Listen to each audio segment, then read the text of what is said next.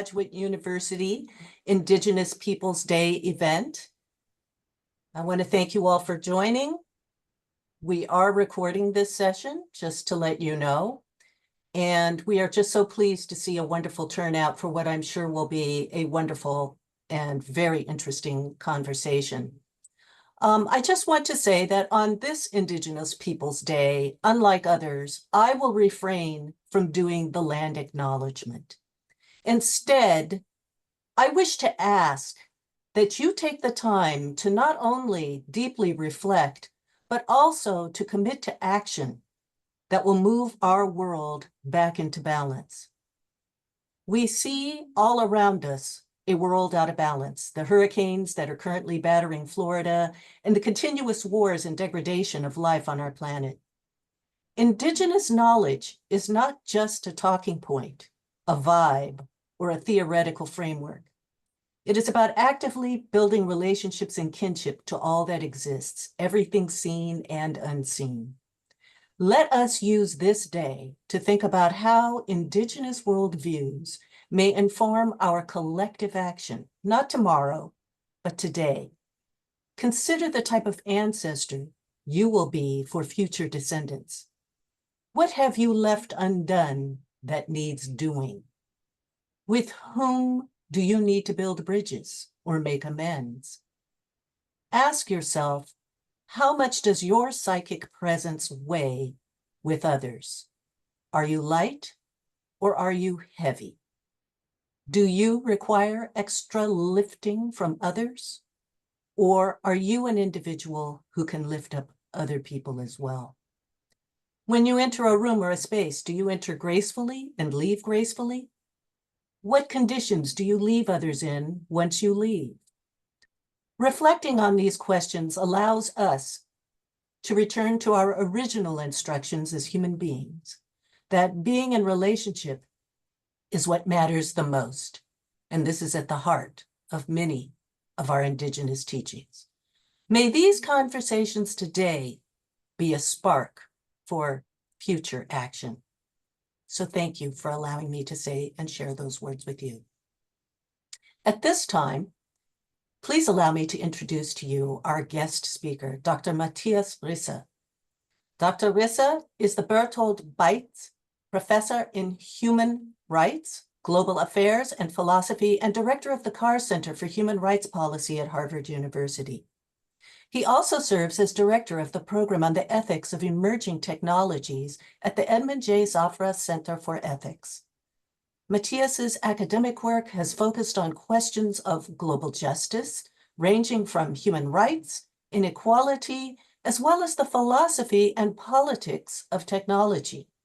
He has published extensively on these topics, including a recent book, Political Theory of the Digital Age, Where Artificial Intelligence Might Take Us, published in 2023. He is currently completing a book on Indigenous thought, and we are very fortunate to have him join us today. I see a raised hand. We will be taking questions at the end of this presentation, so please hold your questions until then. We will be monitoring the chat for any questions, and we look forward to your comments and thoughts. Dr. Mathias Risse. Thank you, Alison, for this very kind introduction. And let me jump right in. So jump right in means I'm going to pull up a PowerPoint presentation. So let me explain a little bit the background. Why am I talking about this? So first of all, it's a great honor to be talking to you about this on the occasion of Indigenous Peoples Day. This is a topic on which I have worked myself in recent years. I've been completing a book on Indigenous philosophies and a renewed engagement with Indigenous thought. I've started to do a class on that also. And I've come to that really from a starting point of being a kind of mainstream political philosopher who increasingly came to realize that not only do we owe Indigenous thought consideration as a matter of rectificatory justice and simply doing better in broadening our intellectual radar, but it's really, in a way, a much more selfish interest. I think we are losing out on too many things. We have created the kind of philosophy that I am myself part of is the body of thought that is behind the global ecological crisis that we have now. And so it really behooves us to bring in other perspectives, and indigenous perspectives is in a way the obvious thing one might want to think about here. Because the indigenous traditions have an enormously impressive track record of having friendlier relations with nature. So now is the time, really, in our own self-interest to bring these perspectives back. And so that's really the gist of that. That's been my motivation to get engaged with this. So one thing I've noticed in getting engaged with this is that basically the starting point, the level of knowledge that people generally have is often practically non-existent. Which was very much also my beginning. So these are simply matters, matters around the history, the role, the intellectual story of indigenous peoples that we do not learn in high school or anywhere else, almost regardless of who the we is. You know, so obviously, if you are from particular indigenous, if you have an indigenous background, if you take a special interest, yes, there's always people who do know and who have this knowledge. Indigenous people surely do have this knowledge and understanding, but if you are anywhere more of a mainstream, certainly in the United States, but also then mutatis mutandis in other countries, typically you wouldn't have heard about this, which is why in a talk like this, one has to just kind of start with some very basic things. So I'm going to ask you a few things, and I don't mean for this to be at this stage interactive, so happy to discuss this all later. This is basically kind of a little bit of a knowledge assessment. How many people of you have heard of this? And then I will explain, and I'm going to go over these things. And let me just tell you, I'm going to ask you about 4 events in American history that were pretty much unknown to me also 4 or 5 years ago. So if you don't know, don't feel like you are somehow out of the mainstream. If you don't know, you will be in the mainstream. This is really the typical experience that I've had with these things. But Indigenous Peoples Day is also very much an occasion to just kind of be clear on this, how little we know about this. And at the same time, that's also, of course, how an intellectual engagement is very difficult, because our starting point, the shared knowledge, is so limited that simply the startup costs first have to be to actually learn something about the history before one can, in a more serious way, engage with the thought. So I'm going to go over some of that, then talk a little bit more systematically about why it's difficult to have engagement here. And then I'm going to talk about one particular indigenous thinker from the Apache region, Viola Cordova, who died some 20 years ago, is one of the first women to get a PhD, indigenous women to get a PhD in philosophy. And if time remains, I'm going to talk a little bit about the global context, so let's just see how long this all takes. So, first question for you: who knows what King Philip's War is? If you know what King Philip's War is, please raise your Zoom hand now. If this means anything to you, please just as an indication of knowledge, I will not actually quiz you. So some of you do know. So about 3 out of how many are we? More than 50 or so, 4. Okay, so some of you do know, and this is about a representative picture, right? So something like less than 10%, will know, and very, very few people will know. So what is King Philip's War?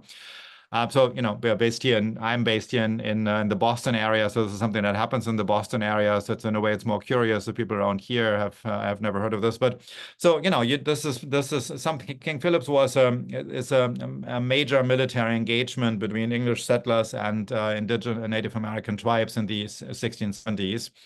And this is roughly the time when the English settlement of the Americas starts. So it's in the late 1620s that the Pilgrims, Puritans, other groups like this arrive, and we see them typically represented in pictures like this, right? This intrepid bunch just getting off the boat and kind of starting to take over the continent. And there's a lot of representation like this in American history. This one's a very famous one. American Progress is like from centuries later by John Gast from 1872.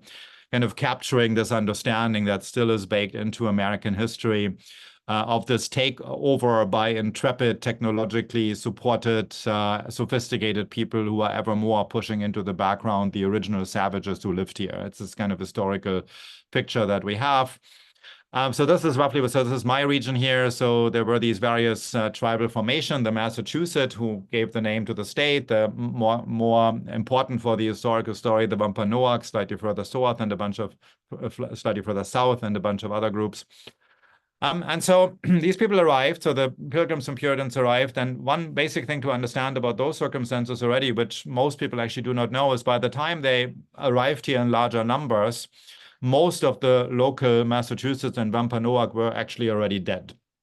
They had succumbed to diseases, European diseases to which they had no immunity, things like smallpox and measles, things like that, that had become endemic in Europe over the centuries and were completely new to these shores. So they died like flies. So so they had caught those from more sporadic encounters with whalers and the occasional slave ship and things like that, right? So that had killed most people. So when settlement started here, they basically came to a landscape filled with corpses, because 80% in locations, 80% of the population had died. Originally, so the indigenous people were so diminished in number that they were eager to make alliances with the new arrival. But this is how we get Thanksgiving, right? So this original turkey eating, this is based on some real events. But this all went south relatively fairly quickly over the years, because as more and more settlers arrived, it became clear to the indigenous people that this was a struggle for survival. So the original person who had made friends with the Pilgrims in the Plymouth area is a man named Massasoit. His son is Metacom, whom the English called Philip, and this person basically put out this call to arms and said basically it's now or never. They are basically completely erasing us. They're taking over. There's no coexistence possibly, and so this was basically a war with pretty much genocidal intentions on both sides, with enormous with enormous losses. So about 3,000 indigenous died, more than 2,000 settlers. That may not sound like much by today's standards, but that is a pretty substantial share of who lived there in the first place back in that day. At the end of that, so dozens of towns in New England were burned to the ground. At the end of that, the indigenous were more or less, they were not erased, but they basically ceased to be a political force in New England from then on forward, right? So they were completely muted politically. And this disastrous war in early America basically set the stage for much of what was to come later in American history. Second question, who knows about the Iroquois Confederacy and its possible influence on the American Constitution? Good. Some of you again do. A few more. Okay, great. Fantastic. So Iroquois Confederacy, then briefly on that also. So Iroquois Confederacy, still fairly far east here. Yeah, so this is in what today is upstate New York. This is a group of tribes. It's a fascinating story. They were bitterly at war with each other. And they united under a figure known as the Great Peacemaker. And then so they operated as a confederacy. They had democratic and federal governance structures, and there was actually direct lines of conversation with some of the people later involved in the American Revolution. Benjamin Franklin wrote about this explicitly. And historically there's some interesting disputes about this, how one would trace this, what the causal influence might have looked like here. But what we should notice here is that when the American Constitution, coming out of the American Revolutionary War, when the Constitution was put in place, it's a federal governance structure, it's a democratic governance structure. None of that was practiced in England, right, in the colonial power, but all of that was practiced by the Iroquois, or as they call themselves, Haudenosaunee neighbors in then upstate, and what then became upstate New York, right? So it's clear that there was some level of awareness and that there was some level of influence. How much we will never know, will be impossible to trace, but it's on record in Benjamin Franklin. And there is actually a larger story to be told that these two guys told in this fascinating book from a couple of years ago, The Dawn of Everything. It's actually kind of going back way further in history, but they're also talking about kind of general indigenous influences on the contemporary age. And they're talking quite systematically about that, about how encounter with indigenous peoples, especially in the Americas, had a massive influence on the European and North American and Enlightenment, mostly European, obviously, at the time.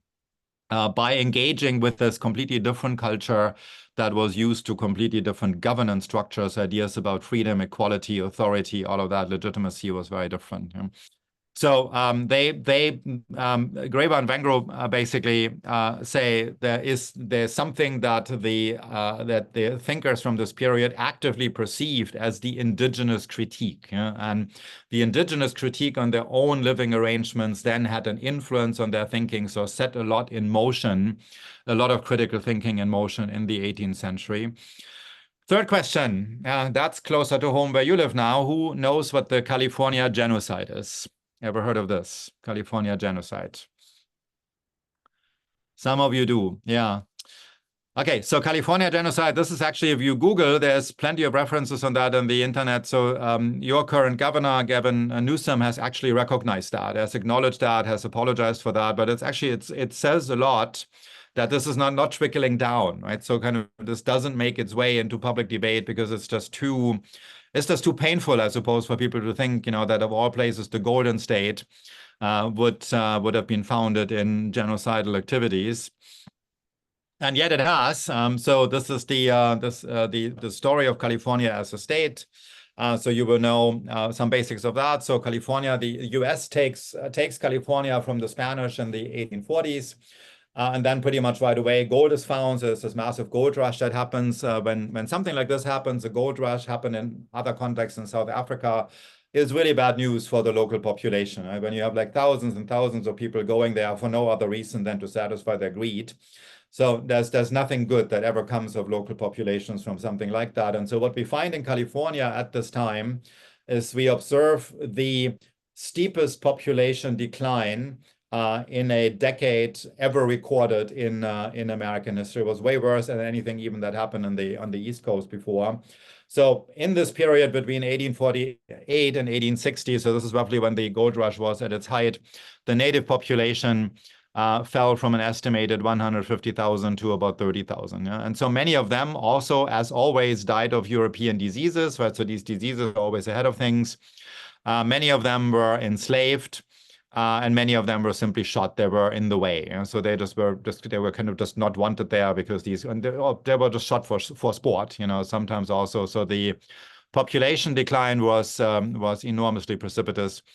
And that is by now recognized. So genocide is a tricky term. There's range of there's disputes about when it's applicable, but the governor, your current governor, has actually acknowledged that last year, right? And apologized for that there was something like this. And it's a curious thing, right? So we have about, I think the accurate number is 574. We have 574 registered federal tribes in the United States. About 40% of them actually in Alaska, right? So the biggest bulk is in Alaska. California to this day has 20% of those. So there's still a lot of there's lots of tribes in California. Many of them are very small, just a few hundred, right? So, but you have still considerable numbers of tribes there. But still, most people in the United States, when asked, which parts of the country do you associate with indigenous life, they would point to, the Southwest, the Upper Plains region, North Dakota, South Dakota, Minnesota, Wyoming, Montana, places like that. Yeah, they would not typically think of either California or Massachusetts, the East Coast, right? And the reason for this lack of association is because that is where indigenous life was most thoroughly erased. Yeah, so that's the shared background that California and Massachusetts have. Great book to read on this. This is a very, very serious book by a historian named Gene Felser, who teaches somewhere in California, called California, a Slave State. This is talking about a number of other pretty dark episodes in the history of California, also involving the Spanish missions and the arrival of Asians, large-scale prostitution of Chinese women and things like that. To this day, California is a major place for human trafficking. So this is a very sobering but quite eye-opening book that I strongly recommend to you. And the last question of this in this rubric here: who knows what Wounded Knee is? Wounded Knee 1890.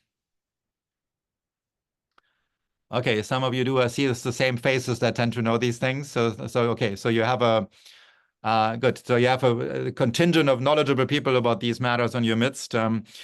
So what is Wounded Knee?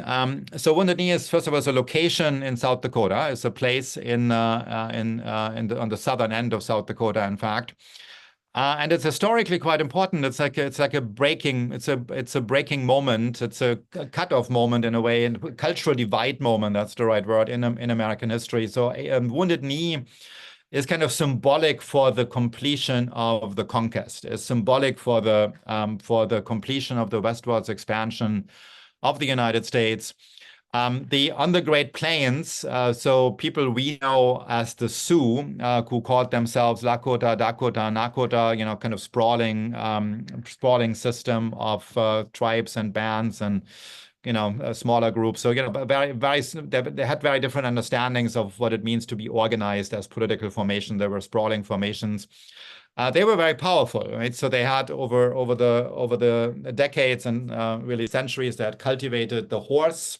Horse is not native to the Americas, actually came through the Spanish. And so, basically they populated the Great Plains, having escaped from the Spanish, and the Great Plains tribes cultivated them, and they became very formidable soldiers, really, on horseback. And so they offered a lot of resistance to the United States takeover in the 1860s and 1870s.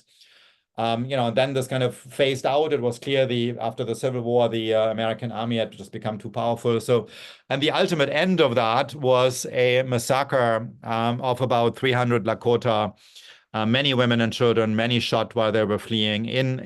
This was in late December, so you can see it's cold, snow, right? So about 300 Lakota lay dead at the end of that, and it marks the ultimate end of organized indigenous resistance to the takeover. Lots of photographs exist from this episode. So this comes, not terribly long after, very serious bits of resistance by the Lakota were on display. Some very famous leaders were involved, like Crazy Horse and Sitting Bull and Red Cloud. Sitting Bull is probably the most famous to this day. And one thing that happened then is, very curiously, so basically after they got defeated, Native American culture immediately is transformed into entertainment culture. Right? So they're being sucked up in entertainment culture almost immediately. The first version of that is Buffalo Bill's Wild West show, something that really existed, and where Sitting Bull himself actually became a paid participant, right? So the transition from fighting these guys fighting the army, to these guys playing roles in entertainment culture, basically in a circus, happened within their lifetime, right? So by the time, so Sitting Bull also dies in 1890. By that time, we come to this episode, Sitting Bull has already been involved in Buffalo Bill's Wild West show, and so Hollywood basically comes out of that. Yeah? So that's all in the background. That there's just so much pain in the background. That is one reason. So there's various reasons why it's really hard to connect to indigenous philosophy, right? So in no particular order, but one of them, of course, is, so when Columbus arrived, and that's, of course, the original occasion why this is the second Monday in October. So Columbus made landfall on October 12th, 1492. And that meant two worlds came together that had developed completely separately. And so the Eurasian landmass, there was some very loose connectivity in the travel of ideas, but the Americas had an intellectual culture and also a disease culture, right? They had simply developed completely differently. So philosophies that were indigenous to the Americas were simply completely different bodies of thought than what we had in Europe or in Asia. It's just no link. Yeah? So that's one thing in the background. Then, of course, centuries of oppression, which came along with sidelining and belittling, right? So people, Harvard University, my place here, was founded in 1636, and it was not founded with the intention of trying to understand what the people who had lived here for centuries, their best practices, what they knew, what they understood to be right. That was just not a question. It was founded exclusively with the mission of preserving the intellectual legacy and therefore creating an intellectual future of the people who arrived here. And so the university culture from the beginning on was one that was pushing out, that was just ignoring the local knowledge of the whole continent. So curious tradition there. So then there's other complications. So these days, when you reach out to indigenous scholars, you invite them to something. This is also difficult. By now, they have not been sitting around waiting to be invited, right? So they come from centuries of bad things happening. And also, when you engage with them, they in their own work, they do not represent indigenous cultures mostly as a victimized culture. That's just not how they want to see themselves. So that's why it's important to know a lot what's in the background. They all know what's in the background. They all understand that. So indigenous people know all of what I'm talking about here. And if one wants to engage with them on intellectual grounds, it's good to know these things on one's own, so that one doesn't have to have them be labored. Yeah. So one needs to really see the accomplishments and the destruction at the same time. And then also, it's important to understand also these are very different intellectual traditions, different roles for intellectuals, oral cultures, almost exclusively indigenous cultures in the Americas, with some exceptions, are oral cultures, and that makes for very different ways of engaging intellectually.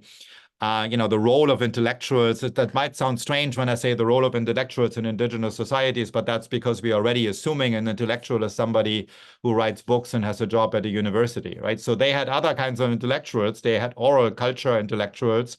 They interacted with their audiences differently. They didn't have universities in our sense, but of course they had people who lived the life of the mind and interrogated life. So in that sense, they had intellectuals and they had philosophers and all of that. So let me give you one example, one really fascinating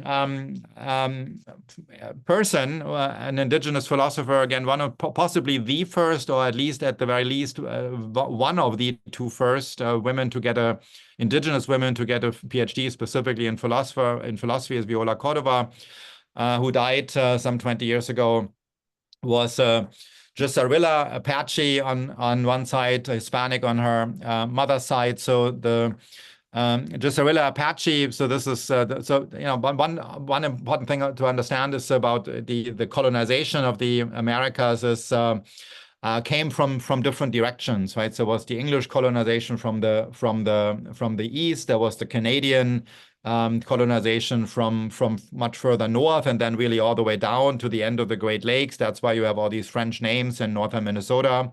And then they go all the way down. They kind of colonized from the north, right? And then connected with other French colonization coming up the Mississippi.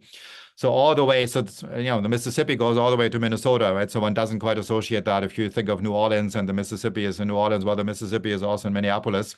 So this is all French. And then Spanish colonization from the south, from Mexico. And so that is where all of this is happening. So the Arizona, New Mexico area, the Navajo, the Hopi, the Apache, all of this, the Pueblo people, they're all there. You see the Gisarilla Apache are in the northern part of New Mexico there. And so Viola Cordova wrote some really insightful things about also the connection between indigenous thought and the significant features of indigenous thought, what important things indigenous thought had to contribute. And she captures also the magnitude of the culture clash that is coming in here. Namely, she basically says, look, this is when Europeans showed up here with their Christianity, and their views on things. This might as well have been an encounter with an alien civilization. That's how different they were. And she is submitting these three main positions of indigenous thought as kind of key points, right? So this is a little piece that she calls us from this book here, how it is. Right? This is a very slim collection, posthumous collection of very short pieces, very easy to read, very straightforward. So if you have the time, I'd urge you to read this book. And so she presents this list here. So basically, in a way, parallel to the 10 Commandments, right? I think this is intentional to kind of make us think about some key positions in indigenous thought. So positions that she thinks are broadly shared across indigenous positions around what today is the country. So humans are a natural part of the earth and in no interesting separate from it, right? So indigenous Americans don't like talking about the environment because that's like us and it, right? So there's nature, we are all part of it, we're embedded. The group is preeminent, the individual gifts notwithstanding. Humans are herd beings, so it's a collective thinking, it's not an individualistic thinking. And it's not limited to humans. All life forms have intelligence in some form or another. What distinguishes humans is larger memory capacities that allow us to live in conformity with rules and also understand consequences of our action. Fourth, humans have the capacity to change their behavior, unlike other life forms, right? So it's also connected to the memory capacity. We can put different things in front of us at the same time. One thing that is absent from indigenous philosophy is the major theme of alienation. That is a really, really big theme in Western philosophy in the 19th and 20th century. We are alienated, right, from society, from each other, from nature. Not a big deal for them because they conceptualize human relationship with the rest of nature very different from the beginning. So alienation is just not a topic for indigenous thinkers.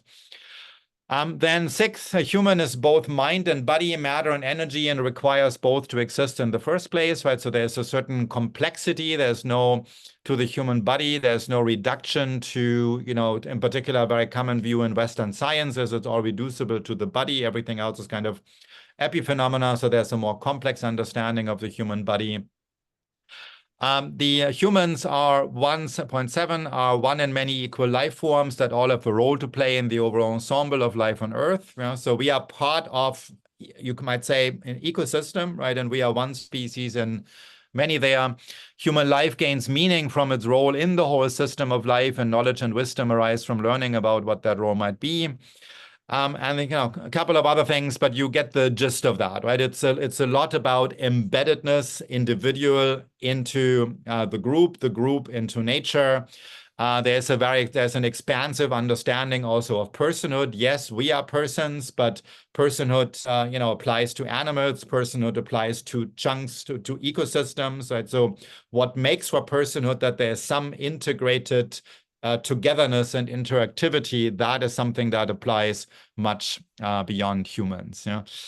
So and one other thing here. So she says somewhere that perhaps the most distinctive difference between the Native American definition of the planet and that of non-Native American is the description and the definition of the Earth as a living organism. So again, the idea of embeddedness, right? So if you take one thought away from what's characteristically indigenous thought, it's embeddedness into nature, it's embeddedness into the Earth. It's a very different kind of relation than a more instrumental one that's come out of the Western tradition. She also advocates for a sense of intellectual unity. So there's some interesting questions here. Does it actually make sense to talk about Native American philosophy on a larger scale? Does it make sense to speak about indigenous philosophy when it comes to far-flung peoples from around the world?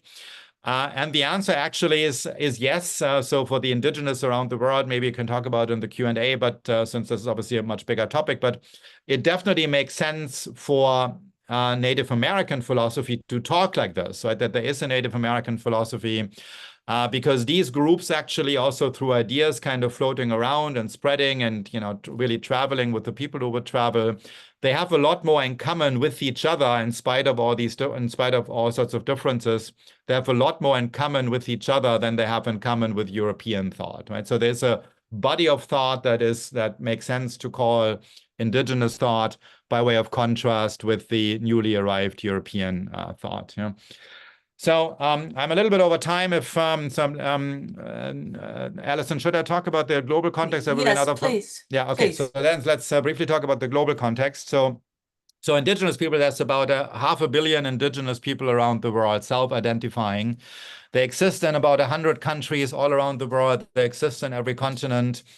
And they have actually, in amazing ways, they have gotten organized, right? And through the United Nations in recent times, they were present from the beginning on in the predecessor organization of the United Nations, that was the League of Nations, when a representative of as it happens, the Iroquois Confederacy, the Haudenosaunee, Descahe, a very famous leader, he went there, tried to talk to the League of Nations to make the case for entitlements of indigenous people, and was basically shown the door, but he was at least registered. So people understood he was there and he stood that was important. And similarly for a New Zealand Maori person who had founded a particular branch of a Maori version of Christianity, also tried to make such a contestation, or somebody, and it's not quite clear whether he actually went himself or somebody in his entourage. So indigenous activism at the World Organization is as old as these world organizations, and then it's taken up momentum in the post-war period, and they also have consciously organize themselves under this heading, the Fourth World. So George Manuel is a Canadian indigenous activist, or was, coined that term. So there's the first world, second world, third world, and then everybody was excluded from this structure of countries, namely indigenous people. The country structure is what was imposed on them, and something they never really became part of. That's the Fourth World. So George Manuel, the Canadians honor him in a stamp. And in recent times, this is an absolutely fascinating story by itself. So within the United Nations, decades of organizing, starting in the early 1980s, eventually led to the passing of the United Nations Declaration on the Rights of Indigenous Peoples in 2007. So that's basically a document that transfers ideas around human rights to the specific context of indigenous people around the world. So in that sense, recognition at the global level. And this, I mean, it's an elite phenomenon, right? You can imagine the typical Maori doesn't know anything about the typical person living in the Brazilian rainforest.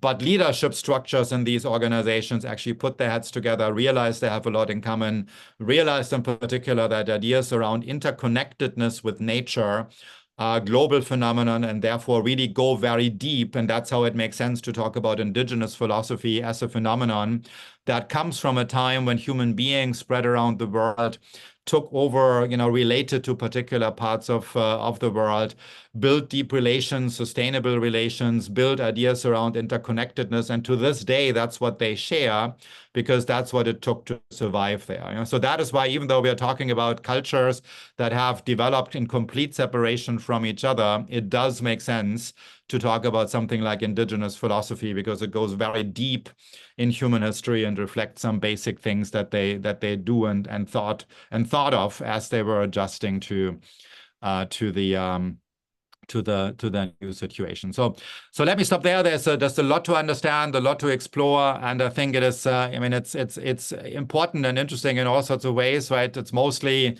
we are doing better, for our endeavors, and anybody coming out of mainstream traditions to learn about these, it's a transformative experience. So I've been doing this for a long time. This has been one of the most transformative things that I've ever done as an intellectual, and I can only strongly recommend to you to kind of be on that journey. You will find that enormously rewarding to engage with indigenous thought.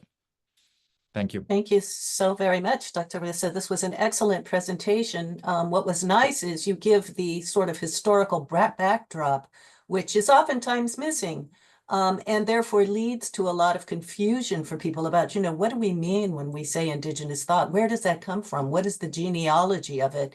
And without that historical context, you miss the larger story and the backdrop. We have some questions and comments coming into the chat. I encourage you, if you have questions, please do drop them into the chat. Now is your time to ask Dr. Risse anything that stood out to you that you would like him to elaborate on. I just wanted to make a comment. Thank you, Dr. Agar Gupta, for reminding the fielding community that Gloria Cordova, the wonderful philosopher that you mentioned here, and I had the opportunity to meet with her before she passed away. She truly was an amazing scholar, is also completed her dissertation at Fielding, The Lived Experience of Norteñas de Nuevo Mexico. And so finding voice and reclaiming identity. So thank you for that reminder. So this is actually a Fielding alum. So that's really good to know. Questions from the audience, please drop them into the chat. While you are thinking about your questions, I do have one for you, Dr. Risse. It was very interesting. I loved the historical background, and in particular, I was struck by your comments about just how different European thought is from indigenous thought, and how indigenous thought came about within its own, I guess you could say, crucible. Not only the crucible of the history, but the oppression, the enslavement, which we often don't talk about how many indigenous people were enslaved in North, Central, South America, and the Caribbean. This is another area for further research. But I'm curious about the worldviews. And there was a comment that was made many years ago by an American Indian movement activist who said that the term Indian actually comes from Indios, in God.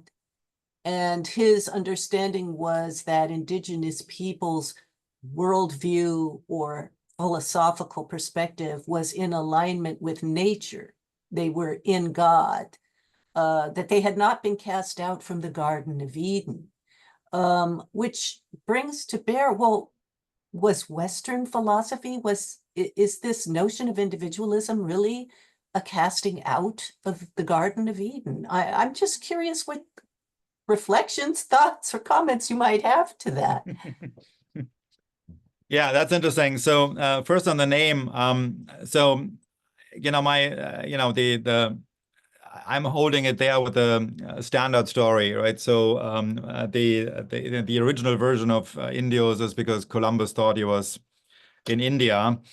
It is of course quite possible that then other people came and they decided to see other meanings to that. But if you think about who these guys were who arrived there first, they were not the spiritual type, right? I mean, these were actually conquerors, and they were crossing the ocean for commercial reasons, right? They had little anthropological interest in these people.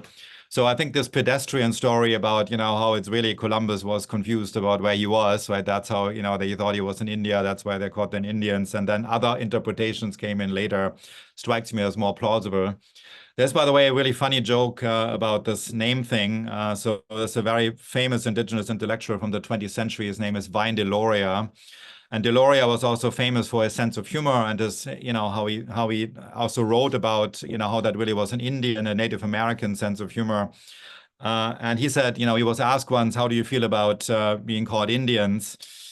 Given that this is based on Columbus being confused about where he ended up. And he said, well, I guess we should consider ourselves lucky that Columbus didn't think he had arrived in Turkey. Then we would be turkeys, instead of Indians. So there's that. So they, that there is a certain, and then there was a lot of discussion actually. There was, really to the credit in the sense of the of Spanish intellectuals, right? So they gave a lot of thought to this situation of indigenous peoples and who they were. This was just this group of people who had just appeared, who just were just not known, right? So if you think about what was known about the world, Europeans understood that there was Asia, Europeans understood that there was Africa, they even understood that there were large parts of Asia and Africa that they didn't know about, but at least they knew there was land over there and down there. They just did not conceptualize the Americas, right? This was just not part of the European understanding of the globe, and so there was a lot of intellectual speculation around that. Unfortunately, that happened mostly in the big cities in Spain and Portugal, right? So in places like Sevilla and the Spanish and Portuguese universities, which were very strong at the time, Dominican, Franciscans, the Catholic clergy, and in many cases very insincerely, and not just driven by colonial impulses, but then the way this was translated once we came down to, when it came down to, basically who went over there, against the question of who emigrated, who went there.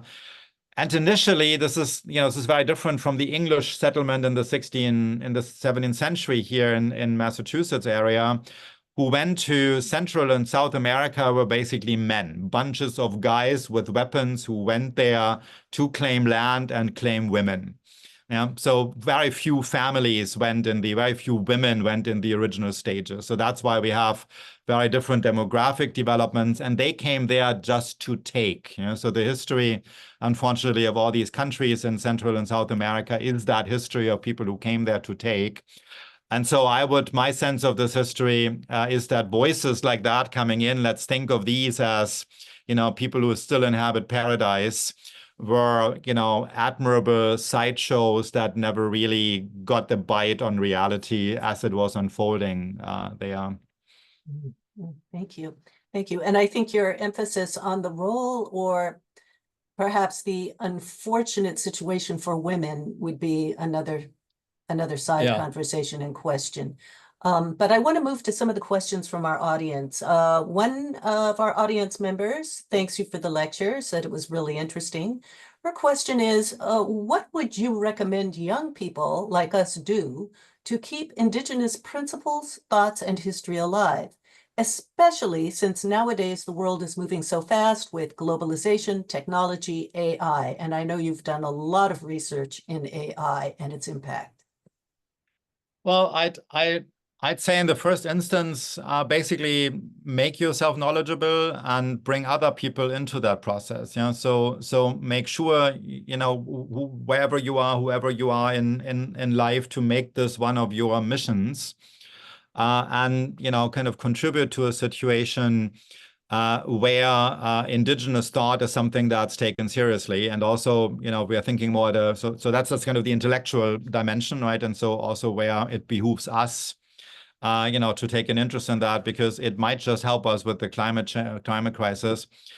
But of course, it is also important to care about indigenous people as such. And so by now, they are about 3% of the population. If you count all registered members of these registered tribes, typically by now they are of mixed ancestry as such things go. But then if you count everybody, it's still about 3%. And as people with policy, that there's particular challenges around them is barely known to a broader American public. For example, there's an awful phenomenon disappearing indigenous women. So indigenous women have a much higher likelihood of being subjected to violence, of simply disappearing, becoming victim of violence, much higher likelihood than any other group of women in the United States. And that is something. The Canadians have taken this more seriously. In Canada, this has been declared into a public health emergency some years ago. In the United States, these things remain very local. So if you go to areas where there are Indian reservations, and by the way, the word Indian typically in the American US context is okay. One kind of needs to ask, and if one talks about a particular group, call them what they want to be called and see whether that's okay. By and large, Indian is okay around here. The Canadians don't like it. So the Canadians talk about First Nations, Métis, and Inuit, not Indians. They think they consider that as entirely associated with the colonial period. In the United States and also in Southern American countries, Spanish-speaking, in a way they have bigger fish to fry, right? They don't want to argue about language. So in a way, take an interest intellectually and care about them, right? Take them seriously as people who need to be able to just, to just live, in this country with everybody else. Thank you. I think what I'm going to do is move to the provost question and then circle back to two questions that I think I can conflate together from some of our audience. So Provost Williams, is Provost Williams present? Yes, would you please go off mute? You have to unmute her, actually, when we as participants can't do this on our own. Yeah, I had the same problem. Okay, I will read her question out loud. There, she's unmuted. Thank you. And I would like for you to speak to your question, because Provost Williams is our provost here at Fielding, and she is working on how we engage, right, intellectually with different philosophical underpinnings. So I think it would be very interesting to hear her perspective and question. Allison, thank you so much for inviting my voice. Dr. Risse, thank you so much for being here and just really much appreciating your work. My question centers around the fact that we're a social sciences graduate, doctoral degree granting institution, and your work really uplifts the gap. That either there are understandings and philosophy, ways of thinking and being, wisdom, that is coming from an indigenous space and peoples, and that is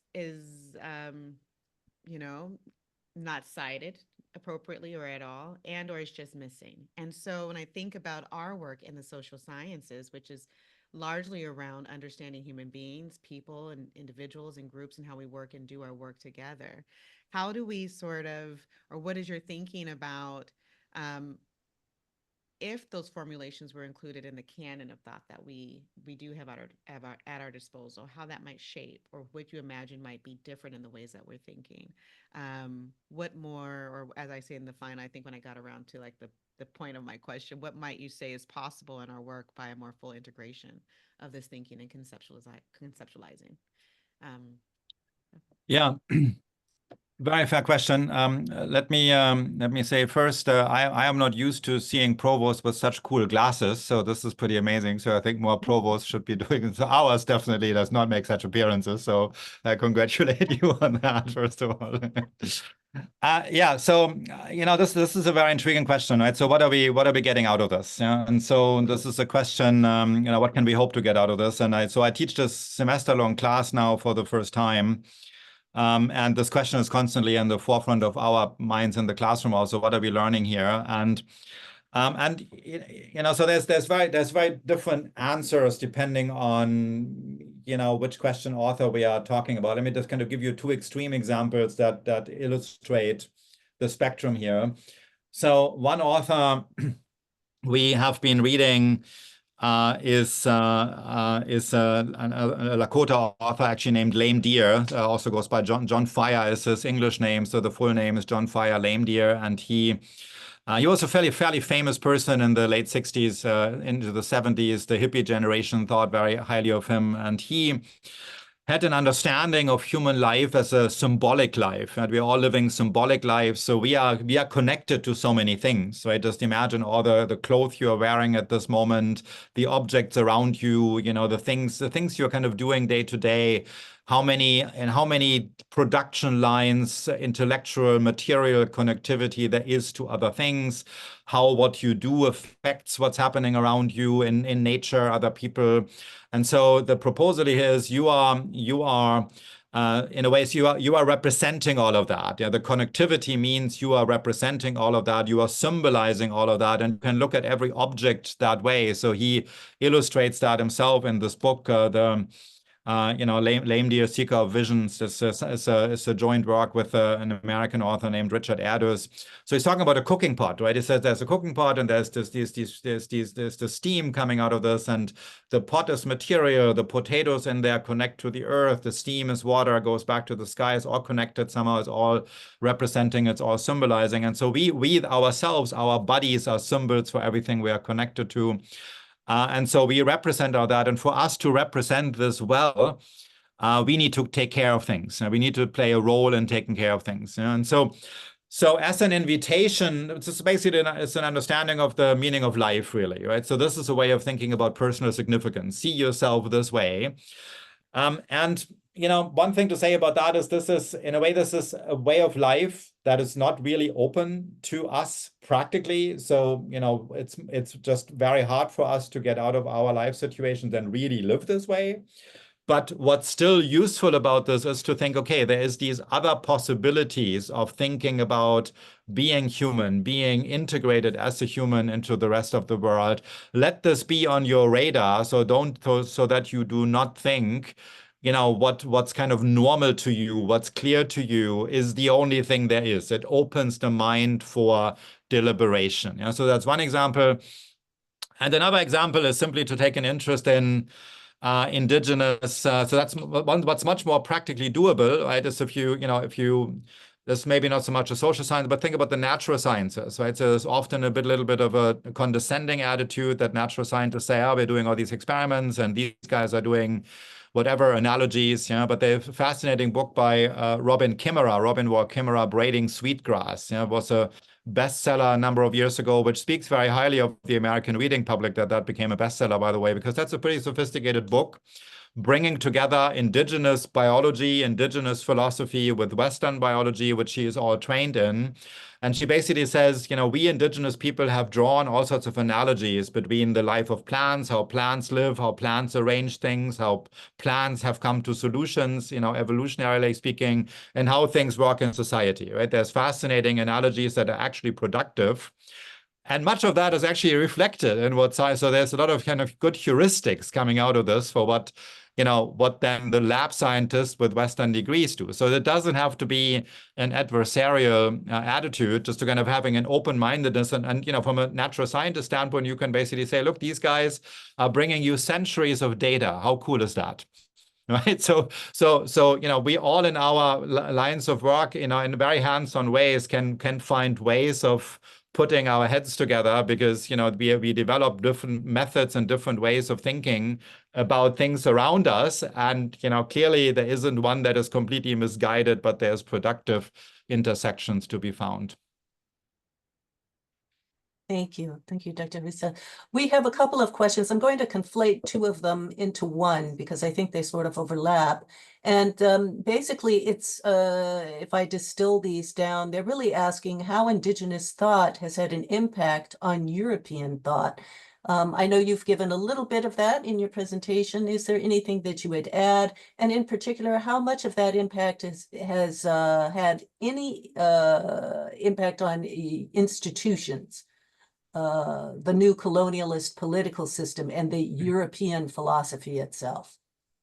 Yeah, so very good question. So what's been one topic on which there is already quite a bit of literature is how Western thought, in particular political thought, has kind of baked in a condescending attitude towards Indigenous people. So you have a lot of kind of in passing references, where John Locke or Thomas Hobbes say something in passing about the lack of civilization in the Americas, because the idea of civilization is very particular living arrangements with very particular property arrangements. And if you don't have that, you don't count as civilized, right? Then basically you count as savage people. Yeah?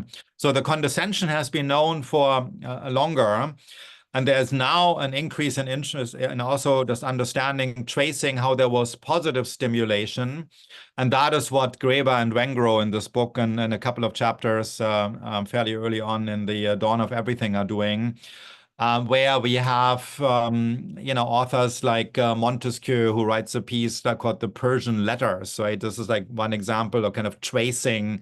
So the Persian Letters are basically, this is like in a fictional account of how somebody from Persia who has traveled a lot kind of channels a lot of non-European thought to engage with European thought. And so there's more things to be found there. So what Graeber and Wengro basically argue is like, look, there's this and this and then this. This shows that a lot of people in Europe really got shaken up by what they learned from the New World, right? So they came to realize that the way European culture civilization unfolded may just not be the only feasible way for humans to live, right? And so there's a very productive engagement there. But that happened largely in Europe, right, which was also kind of safely away, and the people who thought such thoughts were intellectuals somewhere in Western Europe. They didn't themselves typically live in the Americas or had a direct economic stake in it.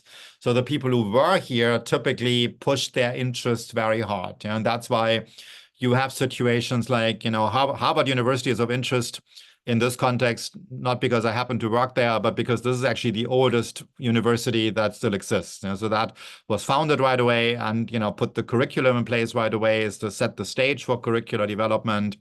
And it was all about preserving the Christian stuff, right? This was originally kind of a religious teachers' college to preserve, they were called Pilgrims and Puritans for a reason, right? These were Protestants who were so puristic in their beliefs that they could not live in an England that was actually ruled by a Protestant king, right? So Charles I at the time, a Protestant king, right? But too Catholic for them. So they came here and they had not just crossed an ocean to found a college that would be teaching, whatever these guys thought, right? So that's why they projected what they were interested in. And similarly, of course, also if you think about the development of what the Spanish and Portuguese did, right? So there's any number of cities in colonial South and Central America. They all start when they get there. They build. What do they build? They build a city square and a cathedral. Think of the Zocalo in Mexico City as like quintessential. Right? There's a cathedral and there's a massive square because that is how that's how they, the Spanish and Portuguese, thought of cities. There's a square. and there is the cathedral, right? And so we are transplanting that, we are taking over, we are not interested in how they live. We want to just make sure that, we are calling the shots here now. This is how we live, and the cathedral is always central because it's the grounding of our beliefs. We make sure that that is at the center of our lives here. So the intellectual life and religious life that was founded here had no, there's the occasional example. Let me just, maybe this is the last thing I say. Not everybody had this attitude, right? So there's sometimes completely extraordinary characters. We do find them, but they're like 3%. And one of these is a guy named Roger Williams, back here in Massachusetts. So Roger Williams was somebody deeply attracted to the possibilities of pluralism, right? So he said, okay, we are bringing stuff, they already have stuff. Surely there's ways of putting our heads together, right? So actually he thought that. He had that thought. He learned indigenous languages. He wrote books about them. Within a few years, he wrote these books, right? He said, let's have a different future. He is the founding spirit of Rhode Island, right? So he was driven out of the Massachusetts company, founded something else. Rhode Island came out of that. So Roger Williams is a very important person in early American history. But it didn't really catch on, right? So he was considered a weirdo for having these ecumenical thoughts. But, that is important to understand. So if you find like you are thinking totally, non-standard thoughts, remember there's always some other people who also do this. And that too is part of American history, even though it is distinctly, unfortunately, a minority position and a minority approach. It requires enormous mental capacities, right, to have this kind of open-mindedness. And Roger Williams had that, and very few other people had that at the time. Well, thank you, Dr. Risse. Thank you for answering these questions. We have a few in the chat. We will take those and answer those privately. We will send them to Dr. Risse for his response. Thank you, Terry Curley, for acknowledging the importance of Indigenous language as sort of the container for Indigenous thought, philosophy, and thinking. Very important to name. And I'm dropping in the chat additional publications by Dr. Risse that may be of interest to you. He's written a book on global justice, human rights and artificial intelligence, an urgently needed agenda. How does the global order harm the poor? The right to relocation, disappearing island nations, and common ownership of the earth, as well as on trade justice, a philosophical plea for a new global order or a new global deal, and many more. He is currently working on a book on Indigenous thought. And I know we're at time. Are there any closing words you wish to say about the book, and when will it be coming out? It's looking for a publisher right now. So, Okay. to be determined. Yeah. All right. Well, as Thank soon you. as we hear more, we will be sharing when his book comes out, hopefully inviting him back for more conversations after the publication of the book. Again, thank you all for participating today. If you have time, please join us again at 2:30 for Dr. Laura Jacobs, citizen of the Muskogee Nation, who will be taking a different view of Indigenous knowledge and really applying it to climate change and environmental issues. But this was a beautiful foundation. Thank you, Dr. Risse. I think you gave us a lot to think about and a lot to look forward to. Bye-bye, Thank you. everybody.